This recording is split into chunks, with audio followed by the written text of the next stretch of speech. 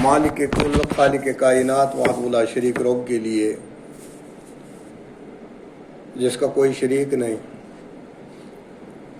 दुरूद व सलाम हो कायनात के इमाम आज़म हज़रत मोहम्मद रसूलुल्लाह सल्लल्लाहु अलैहि वसल्लम की ज़ात अक़दस पर, जिन्हें अल्लाह रब्बुल आलमीन ने रहमत बनाकर भेजा और कुरान के अंदर ऐलान फरमाया वमा अरसलनाका इल्ला रहमतन लिल आलमीन। हम्द व सना दुरूद व सलाम के बाद अल्लाह रब्बुल आलमीन अपनी रहमत में जगह दे सहाबे किराम को, औलियाए किराम को, उलमाए हक को, जिन्होंने इस दीन हक को मीनवान हम तक पहुँचाया। हम आज माह रमज़ान की 27वीं रात के अंदर अल्लाह रब्बुल आलमीन के इस दरबार में हाजिर हैं और आज हमारी ये चौथी शब। अल्लाह रब्बुल आलमीन से दुआ है, ए अल्लाह हमने एक कोशिश की कि हम आपको राज़ी करें, ए अल्लाह हमारी ये शब बेदारी कबूल फरमा, हमारे रोज़े कबूल फरमा, हमारी तरावियाँ कबूल फरमा, हमारा क़याम और सियाम जो है ए अल्लाह अपनी बारगाह में इसको कबूलियत से सरफराज कर दे। अल्लाह रब्बुल आलमीन ने इस महीने के अंदर एक रात जो रखी है, इस रात के बारे में नबी कायनात सल्लल्लाहु अलैहि वसल्लम को ये रात बताई गई और नबी करीम सल्लल्लाहु अलैहि वसल्लम जब वापस लौट रहे थे तो वहाँ पर दो आदमी झगड़ रहे थे, तो ये रात बुला दी गई। अब यहाँ से एक बात ये भी मालूम होती है कि ये लड़ना कितनी नहुसत की बात है। मुसलमान जो है लड़ता नहीं है बल्कि प्यार बांटता है। नबी कायनात सल्लल्लाहु अलैहि वसल्लम ने अपनी 23 साल ज़िंदगी में कायनात के अंदर सिर्फ प्यार बांटा है। लोगों ने उनके साथ जुल्म किया लेकिन उन्होंने उसके बाद भी उनको दुआएं दी। और उसी नबी सल्लल्लाहु अलैहि वसल्लम के हम उम्मती हैं, तो हमें भी इसी तरह से करना चाहिए कि हम भी प्यार बांटें, एक दूसरे की इज्जत करें, क्योंकि मुसलमान जो है उसकी इज्जत बहुत आला है। मुसलमान को जलील करना, मुसलमान की इज्जत रेज़ी करना ये हराम। तो ये रात जो है बुला दी गई और नबी कायनात सल्लल्लाहु अलैहि वसल्लम फरमाया मुसलमानों इसको ढूंढो आखिरी अशरे की ताक रातों में, आखिरी अशरे की ताक रातों में 21, 23, 25, 27 और 29। अल्लाह रब्बुल आलमीन तौफीक दे हमें अभी एक और रात इस मस्जिद में गुजारनी है, अल्लाह को राज़ी करना। और इस माह रमज़ान में सबक ही यही सिखाया जाता है, लअल्लकुम तत्तकून, ताकि आप मुत्तकी बन जाओ, परहेजगार बन जाओ, अल्लाह से डरने वाले बन जाओ। अब देखिए उम्मत, मेरी जिंदगी का पहला वाक़ा है ये। मेरी उम्र करीबन 54 साल हो गई। पहली बार ऐसा हुआ कि मुसलमान जो हैं इख्तिलाफ का शिकार हुए शरीयत के बारे में, इस्लाम के बारे में इख्तिलाफात का शिकार हुआ। ऐसा कभी नहीं हुआ कि शब कदरें 2 बार हुई और ईद भी अल्लाह बचाए, अल्लाह रहम करे, हो एक ही होनी चाहिए। तो ये एक बहुत बड़ा खतरनाक मसला है کہ امت دو حصوں میں بٹ جائے، ایسا تو نہیں ہونا، تو نہیں چاہیا تھا۔ مسلمان جن کا نبی ایک، قرآن ایک، اللہ ایک، پھر ہم اختلاف کا شکار ہم بٹ جائیں، یہ سب سے بڑی بدقسمتی کی بات ہے۔ پہلی بات یاد رکھو کہ جو شریعت محمد رسول اللہ صلی اللہ علیہ وسلم لے کر آئے وہ کسی اکثریت کی محتاج نہیں، نہ وہ کسی خطے اور علاقے کی محتاج۔ یہ دین بہت آسان ہے۔ محمد رسول اللہ صلی اللہ علیہ وسلم جو دین ہم کو دے کر گئے ہیں وہ بہت آسان ہے۔ اسی لیے نبی کریم صلی اللہ علیہ وسلم نے فرمایا تھا کہ میرے صحابہ جب میں آپ کو کوئی حکم دوں آپ چپ کر کے اس پر عمل کرنا شروع کرو، اس میں نون میں نقطہ مت نکالیے۔ جتنا آپ اس میں سختی کرو گے یہ دین آپ پر، یہ شریعت آپ پر سخت ہو جائے گی۔ آپ دیکھ لیجئے سورہ بقرہ پڑھتے ہیں ہم، بنو اسرائیل میں ایک آدمی قتل ہوا تو موسیٰ علیہ السلام اس وقت پیغمبر تھے، ان کی شریعت نافذ تھی۔ اب وہ قتل جو ہے وہ مشکوک ہو گیا، یہ پتہ نہیں چل رہا تھا اس آدمی کو کس نے قتل کیا۔ تو قوم جو ہے دوڑ کر حضرت موسیٰ علیہ السلام کے پاس گئی، آپ حل بتائیے، یہ آدمی قتل ہوا ہے اس برادری کا، لیکن پتہ نہیں چل رہا ہے اس کو قتل کس نے کیا۔ حضرت موسیٰ کلیم اللہ نے اللہ سے کلام کیا، پوچھا، اللہ رب العالمین نے حکم دیا کہ ایک گائے جو ہے وہ ذبح کرو اور اس کا ایک بیٹ کا ٹکڑا اس مقتول کی باڈی کے ساتھ ٹچ کرو، یہ کچھ دیر کے لیے زندہ ہو جائے گا اور یہ آپ کو بتائے گا کہ مجھے کس نے قتل کیا۔ بتانا مجھے یہ ہے کہ نبی کریم صلی اللہ علیہ وسلم جو شریعت لے کر آئے وہ بہت آسان ہے، لیکن جب ہم اس میں نون میں نقطہ نکالتے ہیں تو یہ شریعت ہم پر جو ہے سخت ہو جاتی ہے، اس کے احکامات ہم پر مشکل ہو جاتے ہیں۔ اور بنو اسرائیل کو یہ حکم تھا کوئی بھی گائے کسی بھی کو ذبح کر کے وہ ایسا کر سکتے، لیکن انہوں نے سوال کیا وہ کیسی ہونی چاہیے، پھر اس کی خصوصیت کیا ہونی چاہیے۔ تو حضرت موسیٰ علیہ السلام اللہ سے کلام کر کے پوچھتے گئے، جو جانور ان لوگوں کو اس وقت 2000 میں ملتا وہی جانور ان کو 80 لاکھ کا ملا، پوری قوم کو چندہ کرنا پڑا۔ مسئلہ آسان تھا لیکن ہماری حد درمی نے اس کو سخت بنا دیا۔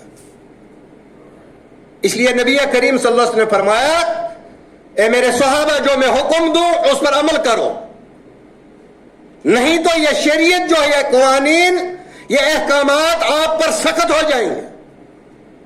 محمد رسول اللہ صلی اللہ علیہ وسلم نے 3 تراویح، قیام اللیل اس کو کہا جاتا ہے، 3 تراویح پڑھی جماعت کے ساتھ مسجد نبوی کے اندر۔ چوتھے دن صحابہ پھر جمع ہوئے لیکن محمد رسول اللہ صلی اللہ علیہ وسلم نہیں نکلے۔ صبح پوچھا، یا رسول اللہ صلی اللہ علیہ وسلم آپ 3 دن نماز کے لیے نکلے، میرے صحابہ میں آپ کا شوق دیکھ رہا تھا، میں نے دیکھا آپ مسجد نبوی میں میرا انتظار کر رہے ہو، میں اس لیے نہیں نکلا کہ میں آپ کو تراویح پڑھاؤں کہیں یہ فرض نہ ہو جائے اور تم پڑھ نہ سکو، اس پر عمل کر نہ سکو اور آپ گناہگار ہو جاؤ۔ آسان ہے مسئلہ، لیکن جب ہم اس میں شدت کریں گے تو یہ شریعت جو ہمارے لیے سخت ہو جائے گی۔ نبی کائنات صلی اللہ علیہ وسلم نے فرمایا میرے صحابہ ہم ان پڑھ قوم ہیں، ہم پڑھنا لکھنا نہیں جانتے، ہمارا مہینہ ایسے ہوتا ہے ایسے ہوتا ہے اور ایسے ہوتا ہے۔ کتنے ہوئے؟ 30۔ پھر دوسری بار فرمایا میرے صحابہ ہم ان پڑھ قوم ہیں، ہم پڑھنا لکھنا نہیں جانتے، ہمارا مہینہ ایسا ہوتا ہے ایسا ہوتا ہے اور ایسا ہوتا ہے۔ کتنے ہو گئے؟ 29۔ آسان دین، کوئی مشکل نہیں۔ میرے صحابہ جب تم روزہ رکھو گے تو اس چاند کو دیکھ کر روزہ رکھنا، اور ساتھ میں فرمایا اگر ابر ہو، ابر آلود ہو آسمان، چاند نظر نہ آئے، اس صورت میں 30 پورے کر لو اور اس کے بعد روزہ رکھنا شروع کر دو۔ اور اگر یہی حالت میرے صحابہ 29 ماہ سیام کو چاند نہ دکھائی دے، پھر کیا کرو گے؟ پھر 30 پورے کر لو، آسان، کوئی مشکل نہیں۔ لیکن بدقسمتی سے ہماری شریعت جو ہے وہ سیاست کا شکار ہو گئے۔ اب سیاست کی روٹیاں سینکی جا رہی ہیں، اب اس شریعت پر سیاست کی جا رہی ہے۔ یہ سب سے بڑا افسوس کا مقام ہے۔ ہم نے محمد رسول اللہ صلی اللہ علیہ وسلم نے جس طرح ہمیں بتایا اسی طرح اگر عمل کرتے تو یہ حالت نہ ہوتی جو اس وقت موجود ہے۔ یہ انگریزوں کا بنایا ہوا ایک قانون تھا، ڈیوائیڈ اینڈ رول۔ اگر آپ نے حکومت کرنی ہے تو بانٹ دو لوگوں کو، عوام کو بانٹ دو، اور یہی رول اس وقت ہم پر بھی لاگو ہو گیا، ہم بھی اس کا شکار ہو گئے۔ اللہ رب العالمین نے اس مہینے میں قرآن کو نازل کیا، شہر رمضان الذی انزل فیہ القرآن، یہ وہ مہینہ ہے جس میں میں نے قرآن کو نازل کیا، ھدی للناس، اور اس قرآن کے اندر ہدایت ہے لوگوں کے لیے، ھدی للمسلمین نہیں، ھدی للناس، انسانیت کے لیے اس میں ہدایت ہے اس قرآن میں۔ لیکن کم سے کم اس قرآن کے قریب آ کر تو دیکھو، اس پر عمل کر کے تو دیکھیے۔ آج امت مسلمہ ذلت اور مسکنت کی زندگی اگر گزار رہی ہے، وجہ یہی ہے یہ اپنے قرآن سے دور ہو چکی، یہ اپنے نبی صلی اللہ علیہ وسلم کی شریعت سے، اس تعلیم سے دور ہو چکی ہے۔ وگرنہ اسلام ایک اپنے انداز سے اس کو سمجھنے کی کوشش کرتا ہے، دوسرا اپنے انداز سے اس کو سمجھنے کی کوشش کرتا ہے۔ نہیں، شریعت جو محمد رسول اللہ صلی اللہ علیہ وسلم لے کر آئے وہ ہر ایک انسان کے لیے برابر ہے، اس میں عدل ہے، اس میں انصاف ہے۔ آپ نے بار بار سنا ہوگا محمد رسول اللہ صلی اللہ علیہ وسلم کے زمانے کے اندر ایک فاطمہ لڑکی تھی، اس نے چوری کی، فاطمہ نام کی لڑکی، بڑے قبیلے کی تھی، بڑے خاندان سے تعلق رکھتی تھی، اس نے چوری کی۔ اب خاندان والوں نے سوچا ناک کٹے گا، کیا کریں؟ حضرت اسامہ بن زید رضی اللہ تعالیٰ عنہ کو سفارشی بنایا، اسامہ آپ جائیے نبی سے سفارش کیجئے، نہیں تو ہماری قوم کی ناک کٹ جائے گی۔ اسامہ گئے، یا رسول اللہ صلی اللہ علیہ وسلم لوگ ایسا کہتے ہیں۔ فرمایا اے اسامہ، اللہ کی حدود میں تو مجھے سفارش کر رہا ہے، تو اللہ کی حدود کو نافذ کرنے میں مجھے آڑ بن رہا ہے، سفارش کر رہا ہے۔ اتنا ہی نہیں، اے اسامہ سن لے، اگر یہ چوری فاطمہ بنت محمد نے کی ہوتی میں اس کا بھی ہاتھ کاٹتا۔ اس میں عدل ہے، انصاف ہے، اس میں امیر کے لیے الگ قانون نہیں۔ مزدور کے لیے بھی وہی شریعت ہے اور امیر کے لیے بھی وہی شریعت ہے. حد نافذ ہوگی، وہ خاندان کے بنیاد پر حذف نہیں ہوگی، معاف نہیں ہوگی. شہر رمضان الذی انزل فیہ القرآن ھدی للناس، اس میں لوگوں کے لیے ہدایت ہے. اور ہدایت کن لوگوں کو ملتی ہے؟ جو اس قرآن کے قریب ہوتے ہیں، جو اس کی تعلیم سے مستفید ہوتے ہیں. اور اس تعلیم سے وہی لوگ مستفید ہوتے ہیں جو علماء کی عزت کرتے ہیں. علماء کی عزت کرنا یہ ہے جب آپ کو کوئی بات سمجھ نہ آئے تو عالم سے پوچھئے. آپ دیکھ لیجئے کچھ گوگل پر سرچ کر کے فتوے لگاتے ہیں، یہ افسوس کا مقام نہیں. مجھے کل ایک آدمی کسی بارے میں پوچھ رہا، مجھے ذہن سے نکل گیا، سوال پوچھ رہا. میں نے بولا میرے بھائی یہ دارالفتاوی سے تعلق رکھتا، میں اس میں کچھ نہیں بول سکتا. اگر میں جانتا بھی ہوں لیکن میں نہیں بول سکتا. کم سے کم مریادہ تو رکھیے. جب آدمی ایک انسان بیمار ہو جاتا ہے، کسی کا گھر میں کوئی آدمی بیمار ہو جاتا، یہ ہسپتال جاتا، ڈاکٹر کو ڈھونڈتا ہے، خود جا کر دوائی کیوں نہیں لاتا اور کھاتا ہے؟ کیونکہ یہ خود ایسا نہیں کرے گا، اس کو جان بڑی پیاری ہے. ڈاکٹر کے مشورے کے بغیر یہ دوائی نہیں کھائے گا. لیکن اللہ کا دین اتنا آسان کہ خود ہی عمل شروع، عالم سے پوچھنے کی ضرورت نہیں، علماء کی مجلس میں بیٹھنا ضرورت نہیں سمجھتے. اور یاد رکھیے جو قوم اپنے علماء سے بے نیاز ہو جاتی ہے وہ قوم گمراہ ہو جاتی ہے. وہ انجینئر علی مرزا کے پیچھے پھر چلتے ہیں جو اپنے علماء سے دور ہو جاتے. علماء سے جڑنے کی ضرورت ہے، علماء سے سیکھنے کی ضرورت ہے. اور صحابہ جو تھے وہ محمد رسول اللہ صلی اللہ علیہ وسلم سے سیکھتے تھے. اگر کوئی بات سمجھ نہیں آتی پوچھتے تھے. لیکن ہمیں کیا ہوتا اگر ہم نے پوچھ لیا اور یہ مولوی صاحب کہے گا اس کو پتہ ہی نہیں، دین کے بارے میں ہم بالکل سست ہو چکے. دین کے بارے میں ہم بے باک ہیں، جو من میں آیا دین بنا لیا، فتویٰ لگا لیا. یہ بہت بڑے افسوس کا مقام ہے. اللہ رب العالمین نے محمد رسول اللہ صلی اللہ علیہ وسلم کو خاتم النبیین بنا کر بھیجا.